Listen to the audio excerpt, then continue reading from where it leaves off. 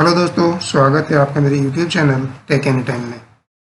दोस्तों, अगर आप आईटीआई पास आउट हो चुके हैं और इसरो से जुड़कर अपना कैरियर बनाना चाहते हैं तो ऐसे में आपके पास बहुत शानदार मौका है इसरो से जुड़ने का।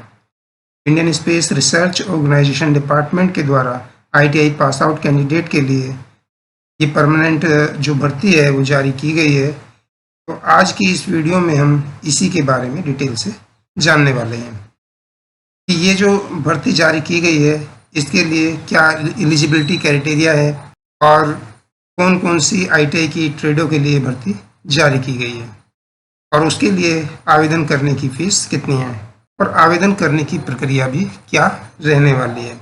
जैसा कि आप देख सकते हैं, इसरो की जो ऑफिशियल वेबसाइट है उससे ये हमने नोटिफिकेशन डाउनलोड किया है। तो भर्ती प्रक्रिया को हम यहाँ पर जान लेते हैं।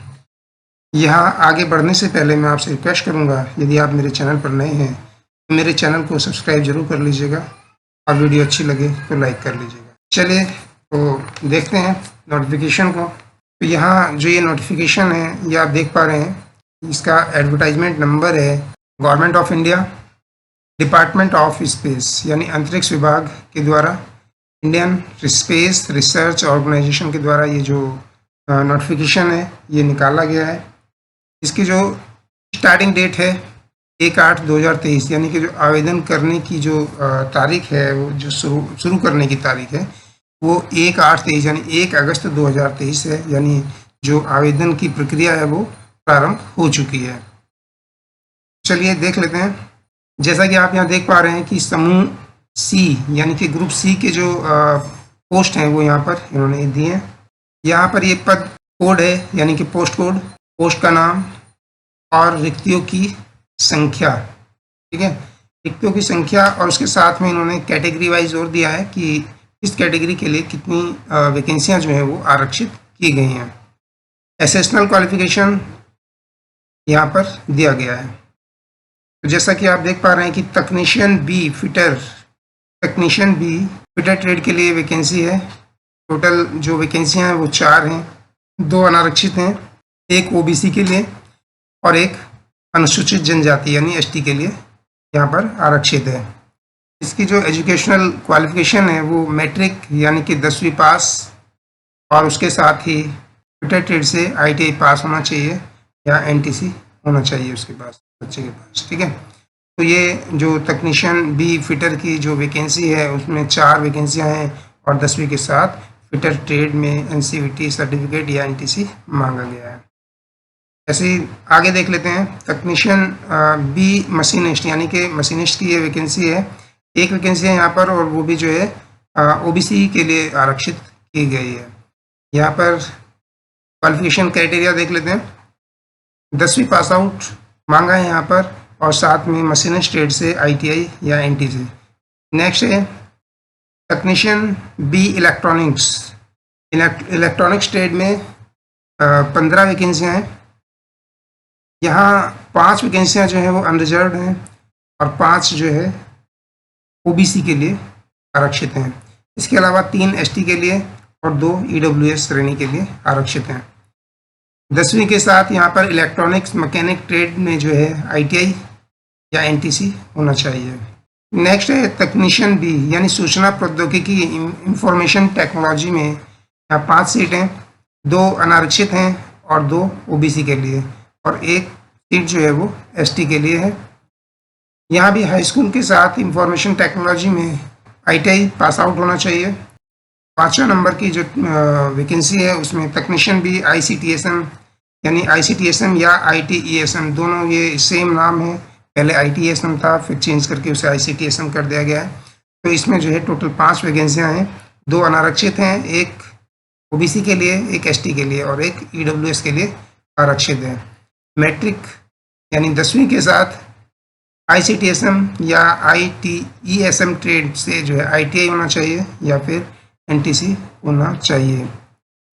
इसके बाद देख लेते हैं 6 नंबर की जो पोस्ट है टेक्नीशियन इलेक्ट्रीशियन यानी इलेक्ट्रीशियन की ये पोस्ट है, एक वैकेंसी है और ये ओबीसी के लिए आरक्षित है। यहाँ भी 10वीं के साथ आईटीआई इलेक्ट्रीशियन ट्रेड में होना चाहिए या एनटीसी होना चाहिए, नेशनल ट्रेड सर्टिफिकेट। ड्राफ्टमैन यांत्रिकी यानी कि ड्राफ्टमैन मैकेनिकल की जो ट्रेड है उससे उसके बच्चों के लिए भी यहाँ पर एक वैकेंसी है, अनरिजर्व है ये। और 10वीं के साथ ड्राफ्टमैन मैकेनिकल में जो है आईटीआई होनी चाहिए या एनटीसी प्रमाण पत्र होना चाहिए। 8वें नंबर की जो ट्रेड हम देख लेते हैं, टेक्नीशियन केमिकल, ग्रुप बी की ये सारी वैकेंसियां हैं। टेक्नीशियन केमिकल एक सीट है, अनारक्षित है, वो अनरिजर्व है। 10वीं के साथ लेबोरेटरी सहायक ट्रेड है, उससे आईटीआई होना चाहिए या एनटीसी होना चाहिए। लेबोरेटरी असिस्टेंट केमिकल प्लांट से जो है आईटीआई होना चाहिए।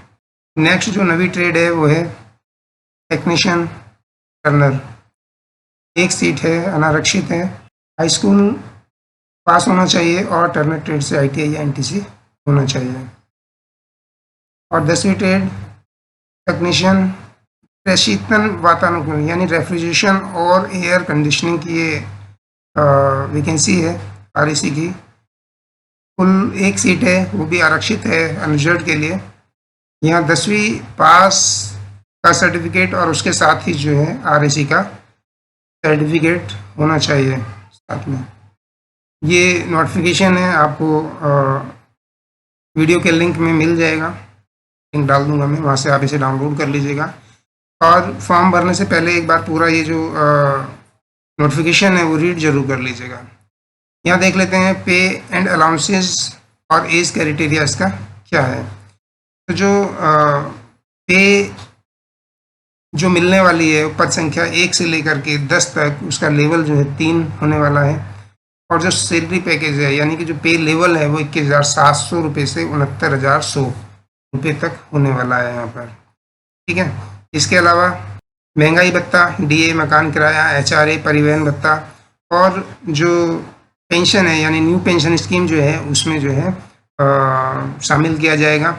आश्रितों के लिए भी चिकित्सा सुविधाएं और रियायती दर पर कैंटीन की सुविधा मिलेगी। क्वार्टरों की अगर क्वार्टर भी मिल जाते हैं तो सीमित संख्या में क्वार्टर हैं, वहाँ भी रियायत मिलेगी। समूह बीमा मिलेगा, ठीक है। और मकान बनाने के लिए अग्रिम की व्यवस्था भी इन्होंने की है, ठीक है। अब अगर एज की बात कर लेते हैं तो दिनांक जो है 21/8/23 को जो आयु है वो 18 से 35 वर्ष के बीच होनी चाहिए, यानी 18 से कम नहीं होनी चाहिए और 35 से ज़्यादा नहीं होनी चाहिए। यहाँ छूट की बात करें तो आरक्षित पदों के जो सामने दी गई श्रेणी है उसके ऊपर अनुसूचित जाति, अनुसूचित जनजाति के अभ्यर्थियों को 5 वर्ष की छूट है और ओबीसी के अभ्यर्थियों के लिए 3 वर्ष की छूट दी गई है। अब जो सिलेक्शन का प्रोसीजर है, सिलेक्शन का प्रोसीजर क्या रहने वाला है वो भी देख लेते हैं।